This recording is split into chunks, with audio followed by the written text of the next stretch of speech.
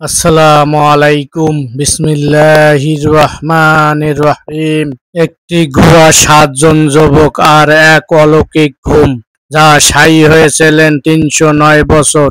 এই গল্পটি কোনো কাল্পনিক কাহিনী নয়, বরং আল্লাহর কিতাবে আল কোরআনে সত্য ঘটনা।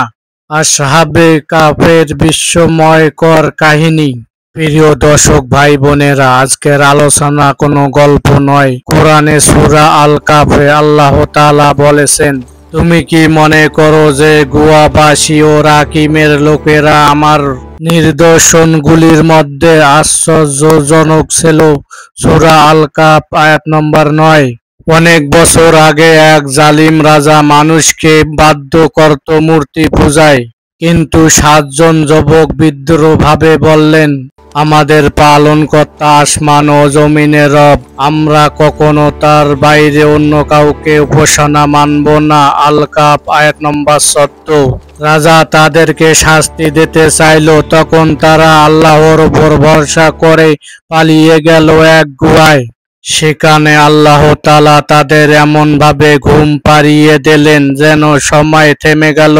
তারা ঘুমিয়েছিল 1, 2, 3 বছর নয়, পুরো 309 বছর। তারা তাদের গুহায় ছিল 300 বছর এবং আরো 9 বছর যোগ করেছিল। সূরা আল কাফ আয়াত নম্বর 15। যখন তারা জেগে উঠল, তারা ভাবল হয়তো কয়েক ঘন্টা ঘুমিয়েছি। কিন্তু শহরে গিয়ে তারা অবাক, পৃথিবী পাল্টে গিয়েছে। মানুষ এখন আল্লাহর একাত্মই বিশ্বাসী। তাদের এই জাগরণে মানুষকে স্মরণ করিয়ে দিল যে আল্লাহ মৃত্যুর পর মানুষকে আবারও জীবিত করতে সক্ষম। এই ঘটনাটি আজও মানব জাতিকে শিখায় যে ব্যক্তি আল্লাহর ওপর আস্থা রাখেন, আল্লাহ তাকে এমনভাবে রক্ষা করেন যা মানুষ কল্পনা করতে পারে না।